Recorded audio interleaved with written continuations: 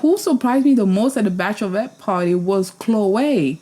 The girl can dance. Listen, I was not expecting that in my Love is France bingo card. What jolts you awake? What keeps you up? Touch me if you can. Hello and welcome to Life Lessons and Confession, the channel where we discover our power by discovering ourselves. My name is Paola, and if you're new here, hello. If you're a returning viewer, hi, how are you doing? Make sure you hit the like button, the subscribe button, as well as the bell notification.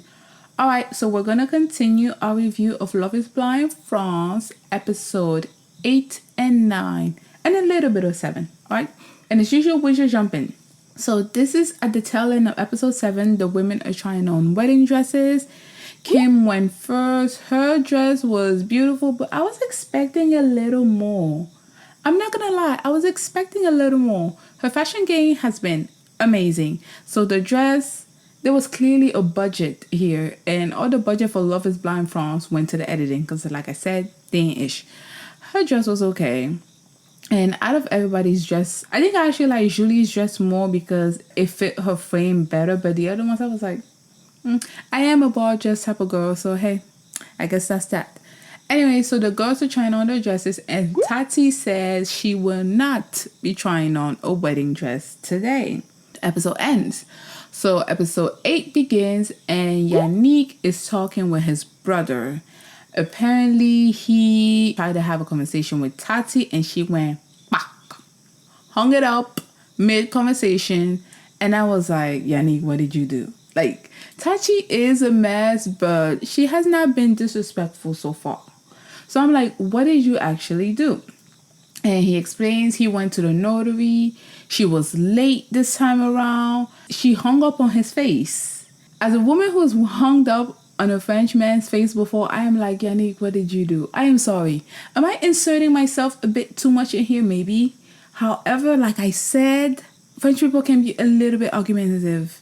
And sometimes a nice little pack is needed. Okay, just immediately, because of my history, I will admit that I'm already like, Yannick, what did you do? Okay, what did you do? Okay, so going back to Yannick and his brother, Yannick is talking about he's tried to reach out multiple times. She's not answering. In episode 7, I was already like, you're broke. Tati's mom said, if she's not approving of this is not going down. You dismiss that. Her mom probably realized you broke and told her daughter to wake up. So this is already what's turning on in my head. So now Yannick and Tatiana finally meet. They finally meet in their apartment to have a talk. Tatiana basically says she's tired of arguing. She's tired of going nowhere. He's very poetic, which is very French, okay?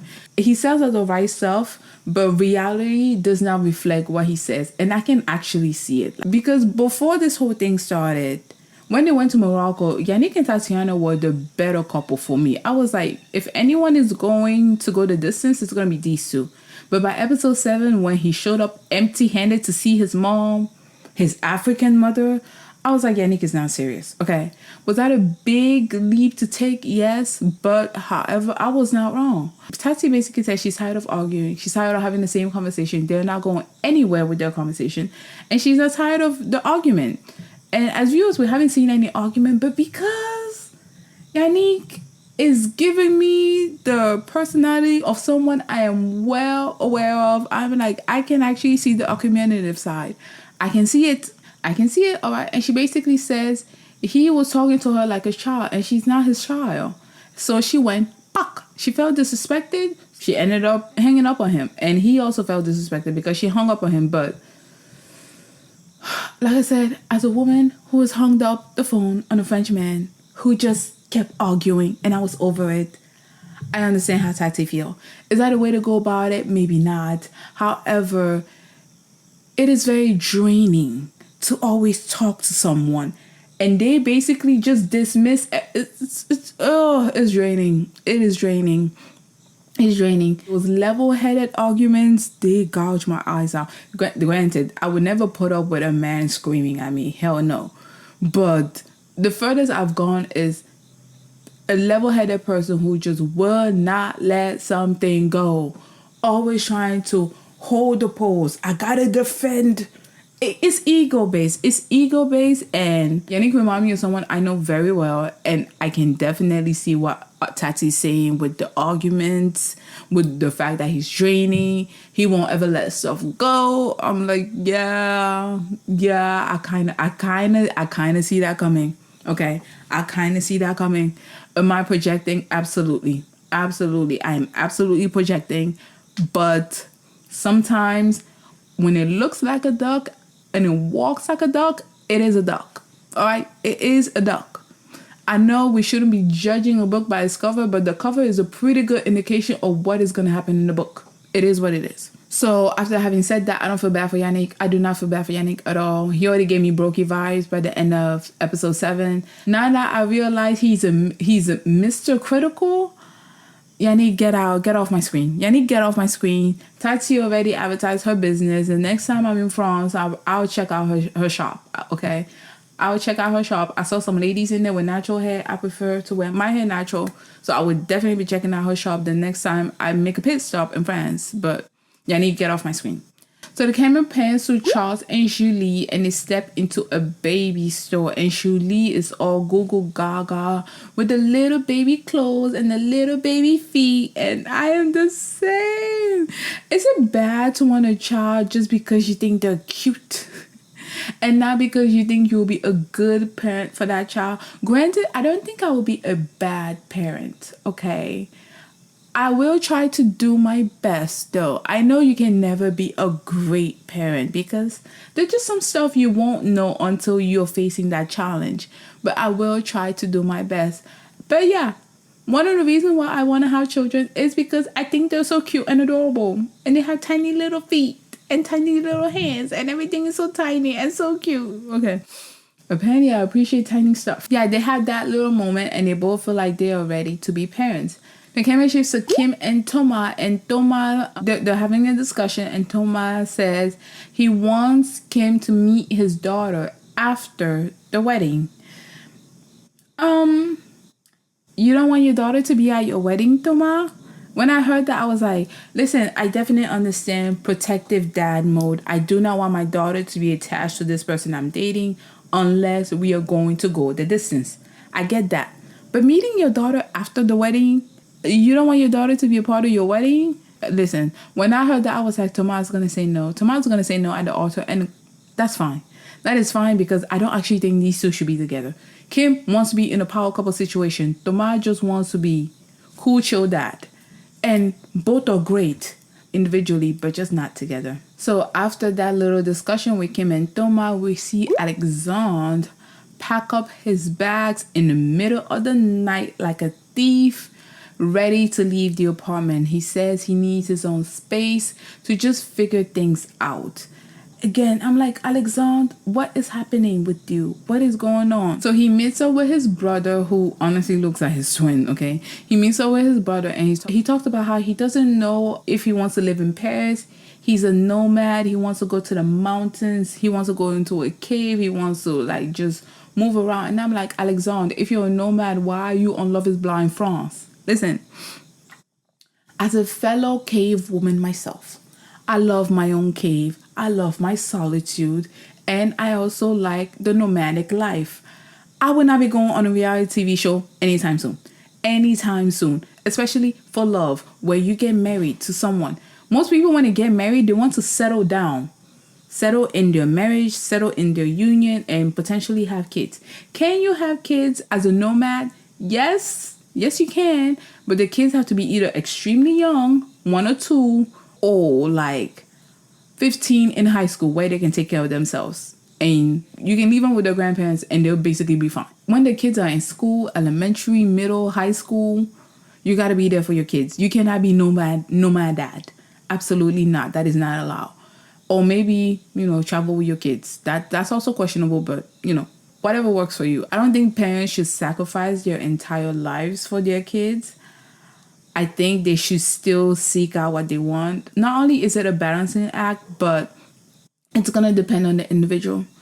Okay, it's going to depend on the individual. I am that type of person who I enjoy working. I like moving around. And I do want to one day be a mother if I'm ever presented with that option. And if that happens, Of course, I'm going to do everything for my child, but my child is definitely going to be traveling with me. My child is definitely going to be traveling with me, okay? She. Okay, she or he, all right. I'm not opposed to having a boy, but I would much rather have a girl. But we are going to be traveling together. Is it going to be doing all school days? Yes. But we are definitely going to be traveling together. But if you're a nomad, you're a caveman, just like me, I'm a cave woman. Love my solitude, but also love traveling. So I do understand the nuance and the dichotomy between those two. You need to seek out a partner who wants to do a similar thing or who is okay with you being away for a long period of time. Those people exist. They are out there. All right. So I feel like this is something he should have talked with Chloe about, because Chloe seems like she's going along to get along. And although that can be nice, some like politeness gets to be mistranslated as kindness. So I don't actually know what Chloe wants, because most of the time when Chloe and Alexandre are on the screen, it is Chloe trying to meet Alexandre's needs, never the other way around. That's not good at all. You're always meeting your partner's needs, they're not meeting yours. That builds up resentment. And at the end of the day, you end up hating the person you love. And it's just, so far, this cast has been very honest and direct, and I love that. But I think this couple, they need a bit more honesty on Chloe's side. But then again, whenever she's honest, the man is like, it's too much. Just like she said, her parents want to meet this day and her friends want to meet that day. He was like, she's planning everything. Anyways, Vanmi and Sabrina have a talk. He's about to go to a friend's, I think it was a friend's birthday party. And he's going to be there all night. And after the party, he's going to visit his mom, because he hasn't visited her in a while, which makes sense. So Sabrina says goodbye, but she's a little sad that he didn't invite her to his friend's birthday party. So far, I've understood Sabrina, but not in this instance. I'm sorry, girl. Y'all met a week ago. Hell no. I know you're his fiance. The whole point of Love is Blind France is to get married. However, I would not be inviting you to my friend's birthday party. Even if we got engaged a week ago, I'm not going to do that. I'm sorry. Like, I'm sorry, Sabrina. I am on Van Mee's side. I don't think you should be inviting someone you just met.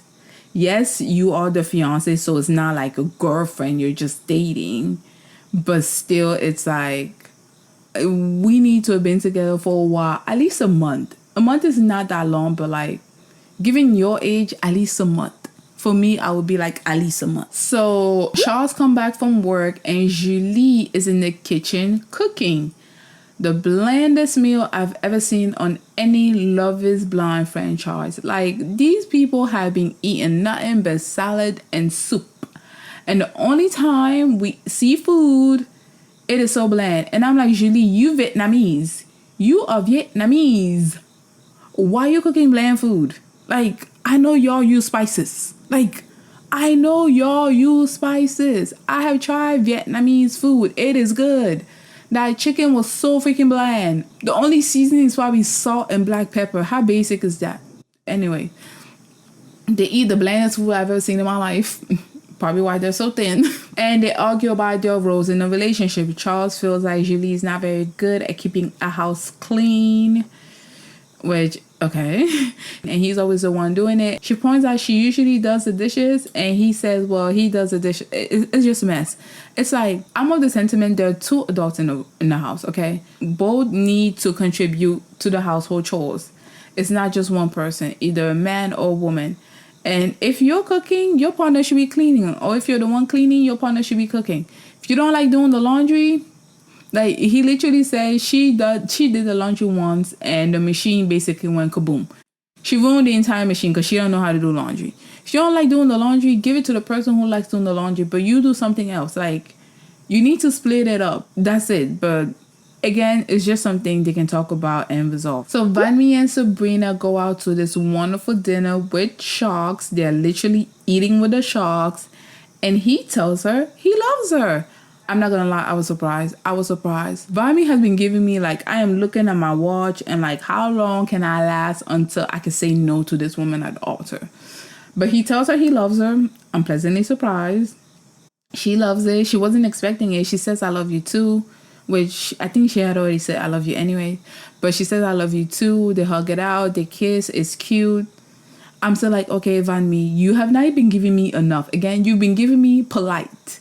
And like I said, politeness is not kindness. Some people are just polite to go along to get along. It doesn't mean they're really that into you. It's sad, but I really hope he does mean it. Okay, so the ladies all go to the bachelorette parties. Now it's 4 ladies because Yannick and Tatiana dropped out. So they all go to the bachelorette party, and of course, Kim is wearing a crown, as she should. Duh. But who surprised me the most at the bachelorette party was Chloe. Girl, the girl can dance. Listen, I was not expecting that in my Love is France bingo card. Chloe and those feathers, like she looked like the thing she was wearing, it was like a carnival costume. It was so beautiful, and she was shaking everything. I was like, yes. Kim attempted. Kim did not do a good job. It's okay. It's okay, Kim. You are the queen. You just smile and wave. That works for you. But Chloe was shaking everything. I was like, whoa. Was not expecting that. So now it is the wedding day. The first weddings we are going to see are Chloe and Alexandre. She's getting her hair done, her makeup done. She looks very beautiful.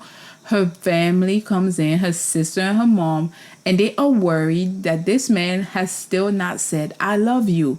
It is the wedding day. They have been dating in the pause. Outside the pause, Alexandre has been giving me hot and cold, but it is a wedding day, and this man has still not said, I love you. Her family is basically talking about, well, I don't want you to be bruised on the altar. You say yes, and this man says no. That's embarrassing. That is embarrassing. So I understood where her family was coming from. But yeah, she was worried about that. But they proceeded, it's a wedding day. What are you going to do? They proceeded to the wedding, and I am just like, what in the city hall is going on? So the French people get married in city hall? Like, I mean, they arranged it with flowers. They had a nice little floral pad.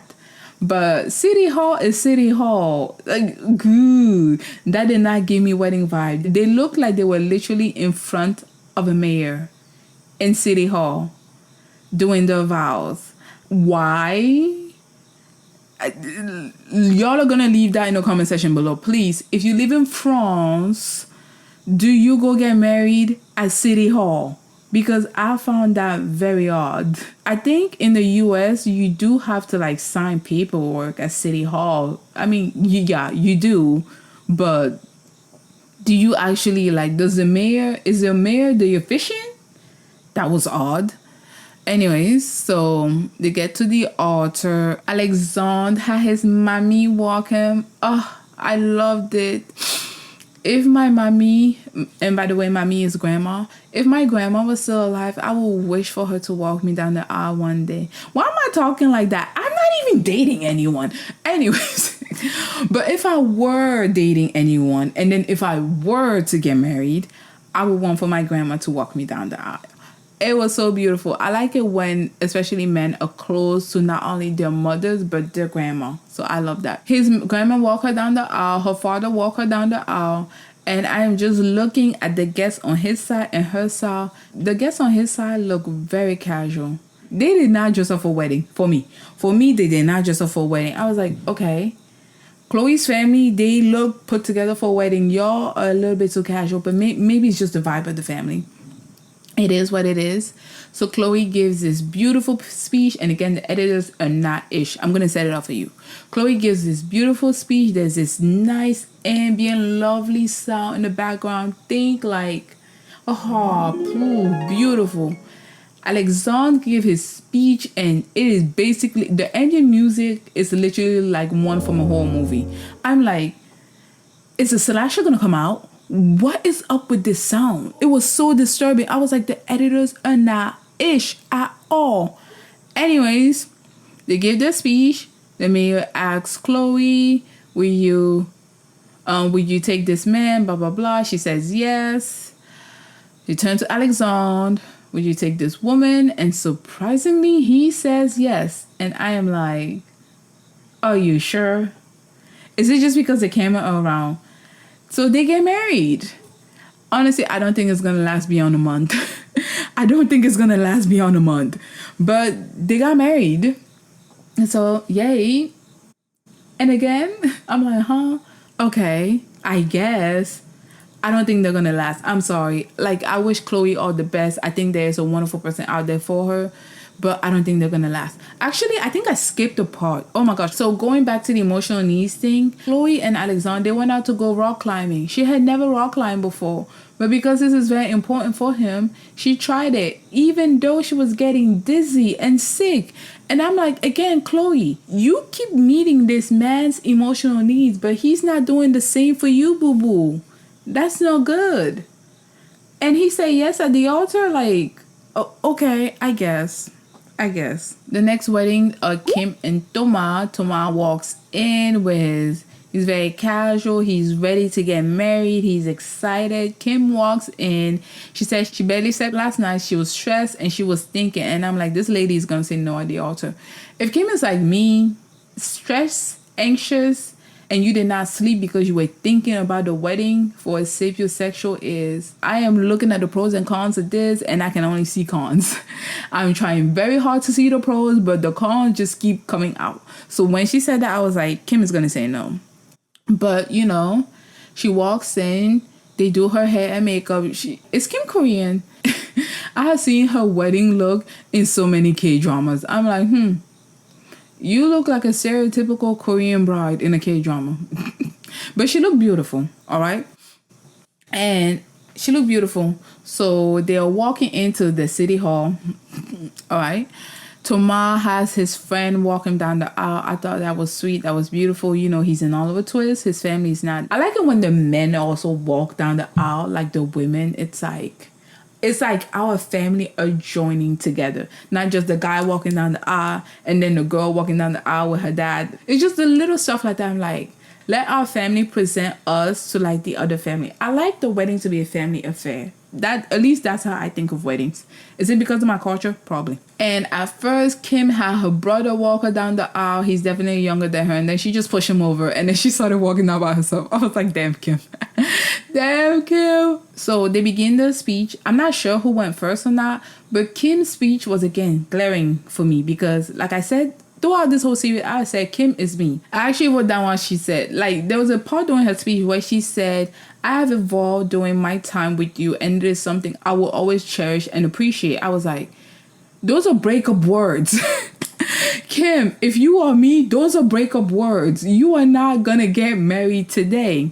So the mayor asked her first, do you take this man as your lawfully wedded husband? And she says no. And I'm not shocked.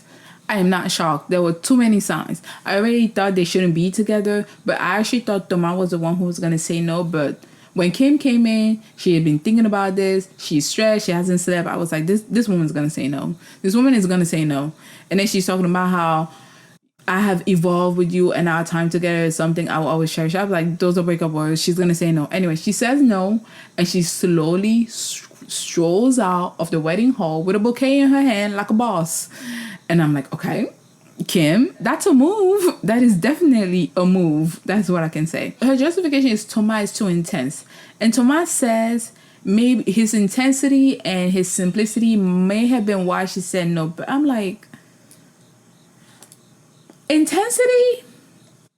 I guess Kim is not like me because I only prefer intense partners. I need to know exactly where you are. I don't do nonchalant.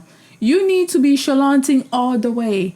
Scream at the top of the rooftop. Yeah, that you love me. You only care for me. You only have eyes for me. Some people might feel like it is a bit too much, but that is a level I work with. But like, I don't think it was his intensity. I think she was just in her head. Plus, I don't think they're right for each other anyway. But Thomas did not give me intense. Maybe he was more passionate behind the scenes. I don't know. But his intensity was a turn off. But as quiet as it's kept, if Kim is like me, she did not say no because of your intensity, Thomas.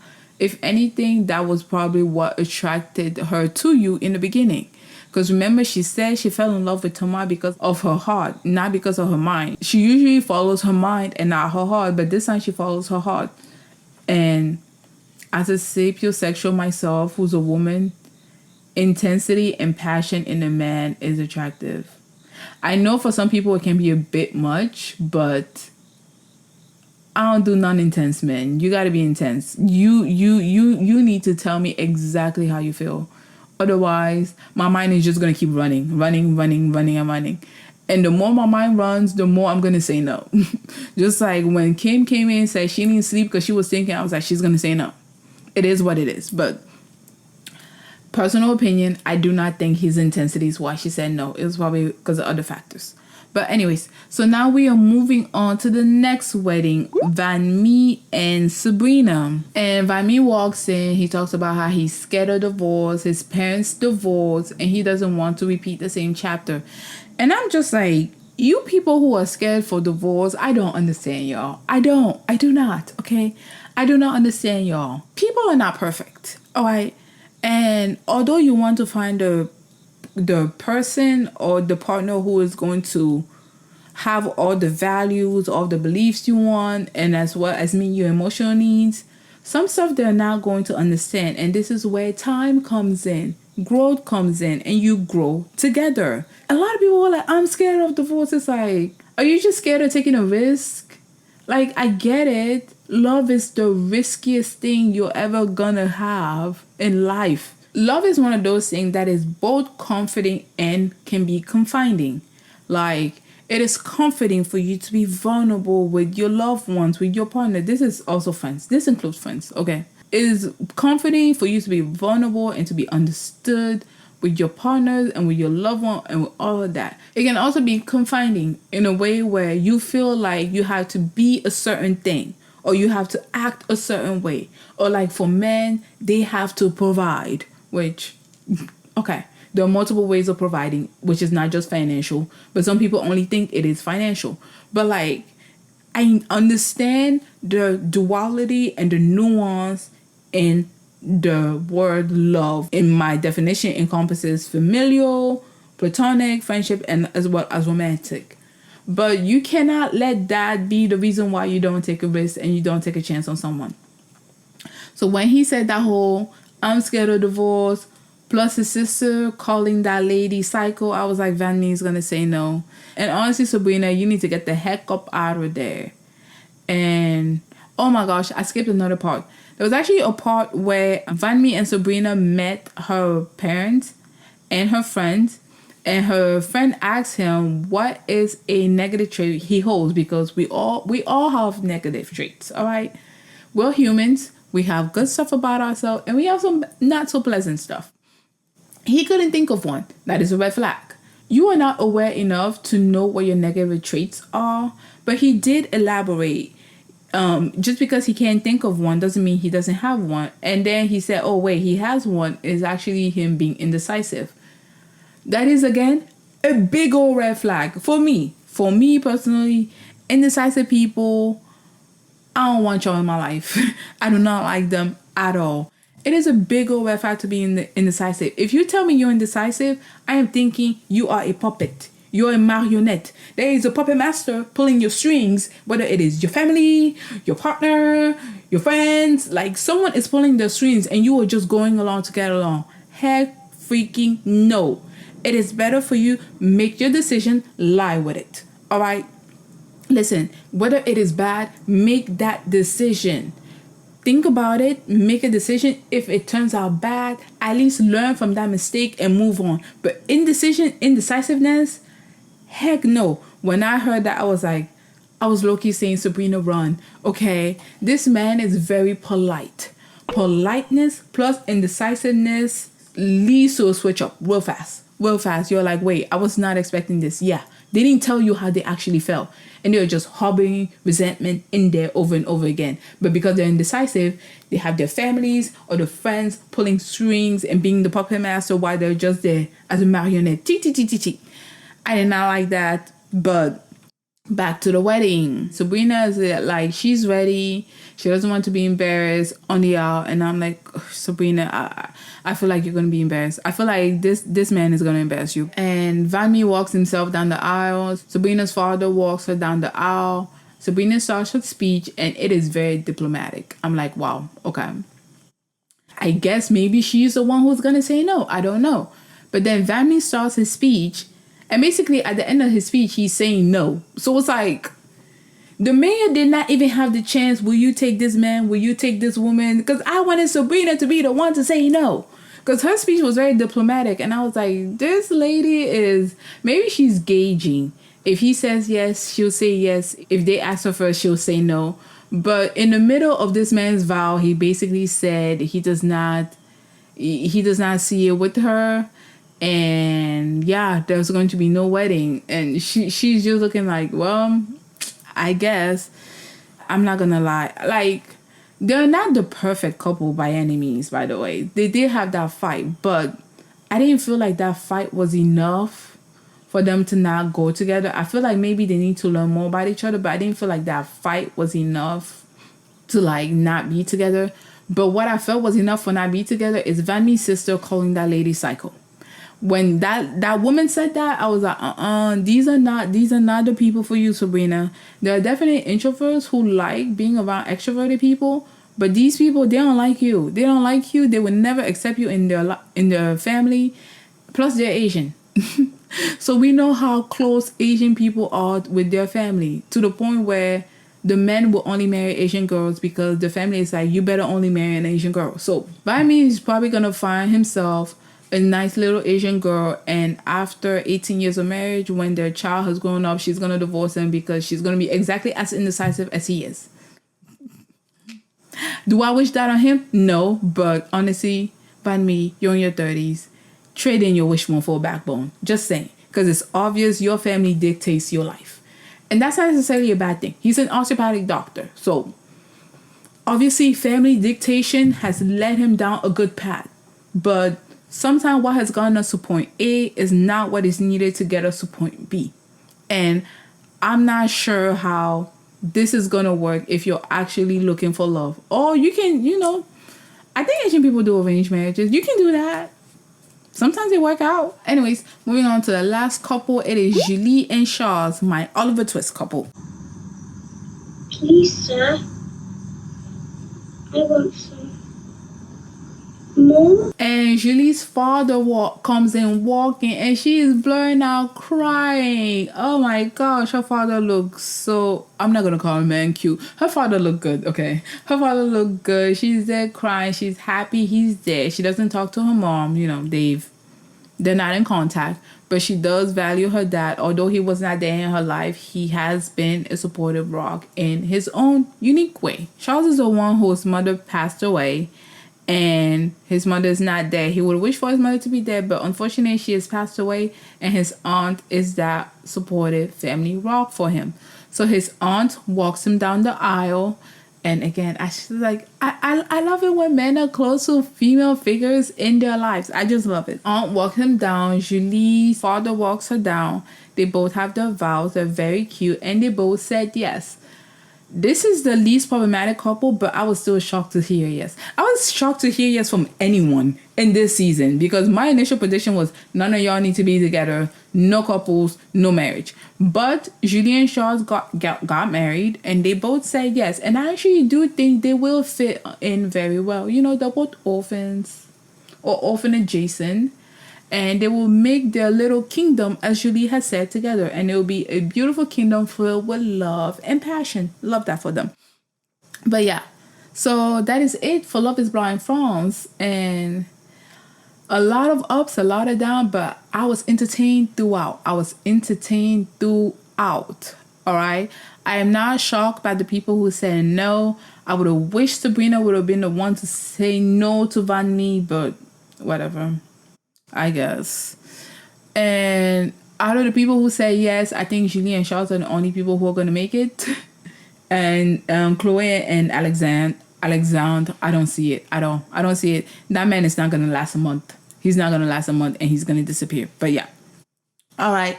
So that is it for my review of Love is Blind France. Please let me know what you thought in the comment section below. I'll be reviewing the reunion whenever it comes out. So thank you, and I'll see you next week. Bye.